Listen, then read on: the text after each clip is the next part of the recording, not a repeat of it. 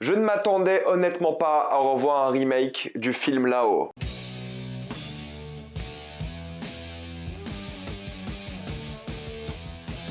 The Last of Us, épisode 3. Comme d'habitude pour ces critiques, je vais spoiler l'intégralité de l'épisode, mais par contre, je ne vais pas spoiler la suite des jeux. On va comparer les éléments du jeu et de cet épisode-là, mais j'irai pas plus loin que ça. Donc si vous n'avez pas fait les jeux, vous pouvez quand même regarder cette vidéo. Et vous le savez, sur la chaîne, je fais les critiques de chaque épisode de la série. Si vous voulez mon avis, vous pouvez les regarder. Et comme d'habitude, vous le savez, avant de commencer cette vidéo, j'aimerais remercier le partenaire officiel de celle-ci, CyberGoZPN, et ses 38 millions d'utilisateurs et presque 5 sur 5 sur Trustpilot. Le meilleur moyen aujourd'hui de regarder The Last of Us n'est pas sur Prime Video malheureusement, car la qualité de Prime Video est bridée à 1080p. Si vous n'avez pas d'appareil qui va plus loin que 1080p, c'est pas dérangeant pour vous. Mais moi qui ai une télé 4K OLED que j'ai payé cher, j'ai envie de profiter du maximum de la qualité de ma télé. Donc le meilleur moyen d'en profiter, c'est sur HBO Max, et vous ne pouvez pas voir HBO Max sauf en ayant un VPN. Prenez un pays de l'Union Européenne comme moi j'ai fait pour la Roumanie par exemple, et découvrez HBO Max. Je vous conseille, lorsqu'il vous demande de payer, d'utiliser votre abonnement App Store ou Play Store, c'est comme ça que ça marche. Mais par contre, en effet, vous n'allez pas avoir de VOSTFR, mais vous allez avoir une version originale sous-titrée en anglais si vous voulez. Vous serez en bien plus grande sécurité sur un VPN que ce soit sur la Wi-Fi de l'université, de l'hôtel ou de la bibliothèque. Vous pouvez partager un compte avec 7 personnes au total et c'est disponible sur tous vos appareils préférés. C'est super simple d'utilisation, tout le monde peut y avoir accès en quelques clics, c'est fait. Vous pouvez essayer par vous-même car vous avez 45 jours satisfaits ou remboursés et vous avez une assistance technique en français 24h7.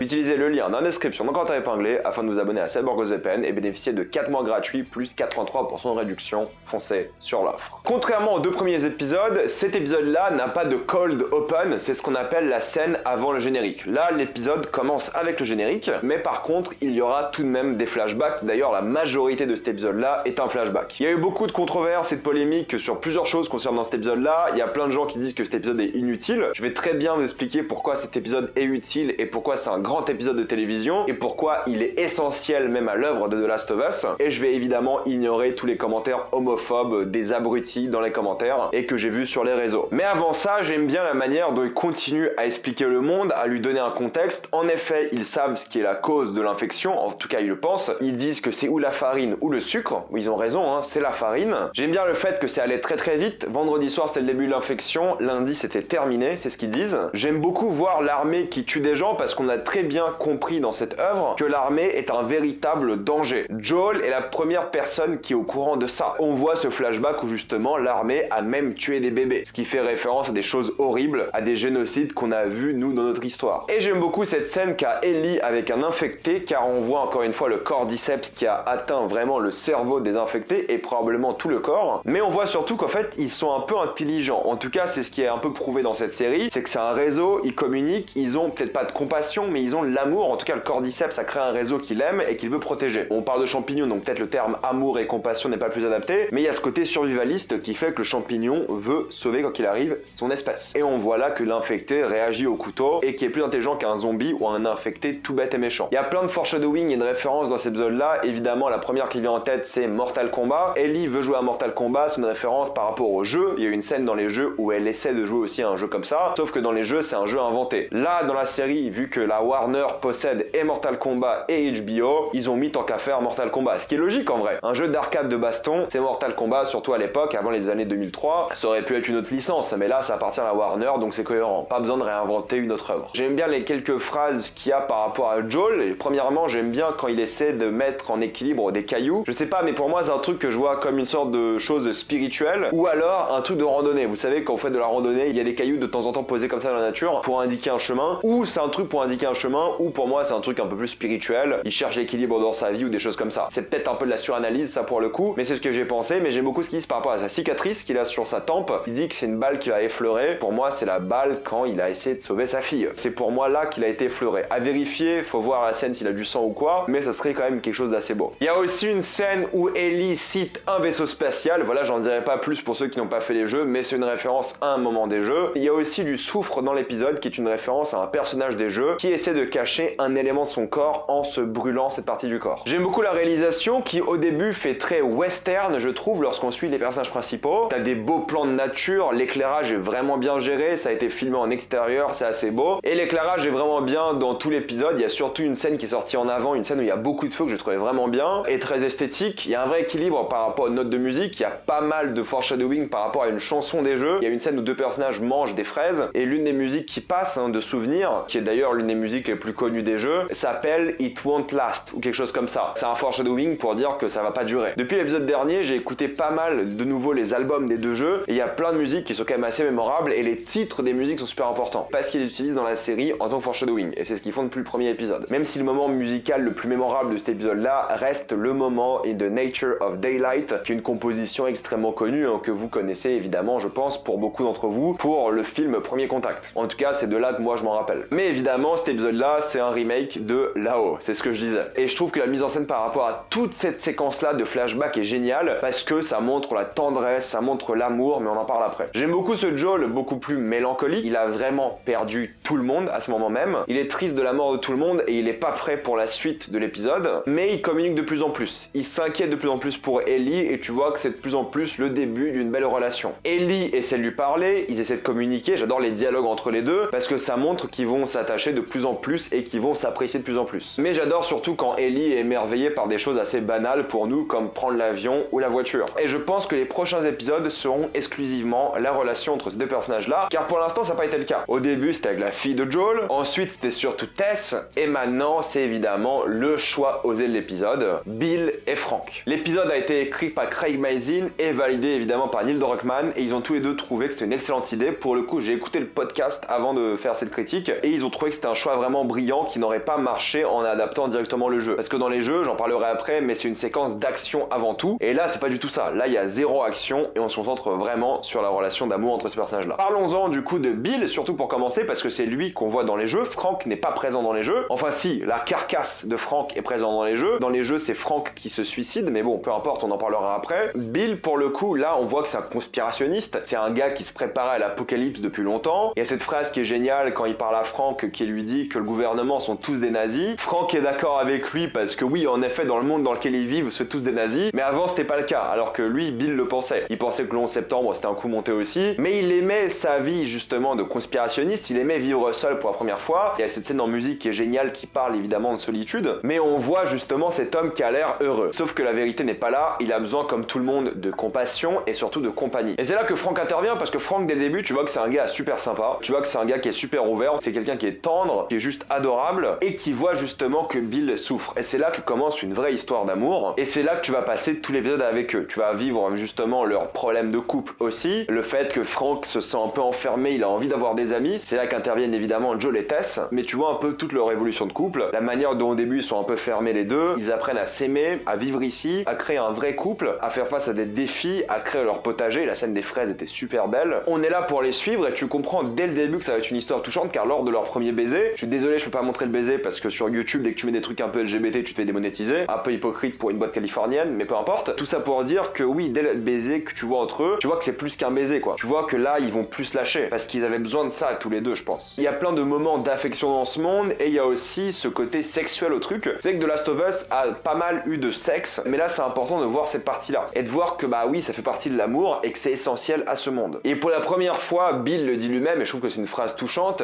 Bill a peur. Et pourquoi est-ce qu'il a peur? C'est qu'il a peur de perdre Frank. Et quand tu connais les jeux, tu penses que ça va très mal se finir, car dans les jeux, ça se finit mal. Dans les jeux, Frank dit à Bill qu'il le déteste, il lui laisse une note que Bill jette à la poubelle et Frank a décidé de se suicider plutôt que vivre avec Bill. Et je m'attendais tout l'épisode à ce que ça parte dans cette direction-là. Je pensais qu'ils vont nous créer une belle histoire d'amour pour justement la détruire à la fin. Mais en fait, pas du tout. C'est une histoire d'amour qui est portée jusqu'au bout, jusqu'au moment où les deux meurent en même temps. Mais cette phrase de Bill par rapport à lui est super touchante. Donc Frank ne meurt pas comme dans les jeux. Bill, tu penses aussi qu'il va mourir. Je pensais qu'ils allaient switch la situation, qu'ils allaient laisser Frank en vie et Bill mourir quand il s'est pris la balle, mais pas du tout. Après ce moment-là, t'as une ellipse. Au fait, tu vois que c'est Frank qui est souffrant. Mais le but, c'est vraiment leur histoire d'amour jusqu'au bout. Et il y a une scène qui est quand même très belle avec Joel et Tess à table. Cette scène est belle pour plusieurs raisons. Déjà que tu comprends que Joel et Tess étaient ensemble pendant au moins 13 ans, ce qui est fou. Tess est beaucoup plus resplendissante, évidemment, mais ils faisaient des déjeuners de couple, en fait, ça qui était mignon, et ça permettait un peu de sauver leur santé mentale, parce qu'ils avaient besoin de plus que eux deux. On comprend qu'ils se voyaient souvent, communiquaient souvent, souvent, qu'ils échangeaient souvent et plein de choses comme ça. Ils mettent en place les relations et même le code musical qui symbolise le danger avec les années 80. Ensuite, tu les vois vieux, c'est pareil, hyper touchant, hyper émouvant, parce qu'au fait, ils passent une dernière journée ensemble, ils se marient, ils peignent, ils ont cette belle journée ensemble, ils sont sur leur potager et tout, c'est tellement beau comme dernier moment, ils se prennent dans leurs bras et ils décident de se suicider ensemble. Et ce qui est, je cite, quelque chose de très romantique. Et c'est vrai, c'est super beau dans l'œuvre, c'est super bien fait, c'est super touchant, c'est un grand moment de télévision. Quand Frank dit à Bill qu'il veut se suicider, c'est hyper bien joué, c'est hyper tragique et t'as les larmes aux yeux quoi, c'est magnifique. Ils mangent la même chose que leur première rencontre et tout, c'est parfait. Et même à table, ils ne sont plus face à face mais à côté. Et oui, c'est un excellent épisode par rapport à ça, mais la suite est aussi géniale car Bill laisse une lettre à Joel et lui explique un peu ce qui s'est passé tout en lui disant de prendre soin de Tess. Malheureusement, Tess n'est plus là et du coup ça se répercute, on va dire d'une certaine manière par rapport à Ellie. À ce moment-là, Joel va faire tout ce qui est possible pour sauver Ellie. Et c'est là qu'il y a une grosse différence par rapport au jeu et la plus importante, c'est que Bill est un symbole dans les jeux en tout cas de la chose à ne pas devenir en tant qu'être humain. C'est un gars refermé, plein de haine et là c'est l'inverse. Dans la série, il motive plus que tout Joel en lui montrant l'exemple. D'ailleurs, le visage de Joel, tu vois qu'il est cassé quoi. Il vient de perdre tellement de personnes en si peu de temps, c'est horrible pour lui. Et évidemment, l'épisode se finit sur une fenêtre ouverte où tu vois une peinture de Bill pour symboliser que dans ce monde-là, l'amour doit subsister, mais l'art aussi. Et plein de gens vont dire oui, c'est pas la bonne fenêtre, c'est pas la fenêtre où ils sont suicidés parce qu'elle est au premier étage et l'autre était au rez-de-chaussée. C'est pas obligatoirement la même fenêtre. C'est juste qu'on te fait comprendre qu'il a ouvert toutes les fenêtres de la maison pour laisser partir l'odeur. On s'en fout que ce soit la même fenêtre ou pas. C'est pas un faux raccord d'après moi. Et voir une fenêtre comme ça fait évidemment penser à The Last of Us. C'est tout le temps comme ça dans les jeux. Mais là, Joel, il est cassé, il est triste, c'est dur pour lui, ça se voit. Et la performance de tous les acteurs dans cet épisode-là est extraordinaire. C'est un épisode plus que nécessaire car du coup, il donne un peu plus de crédibilité au combat et au voyage de Joel parce qu'au lieu d'arriver à Bill qui lui donne la voiture et les armes, et en évitant une scène d'action qui n'aurait pas aussi bien marché que dans les jeux,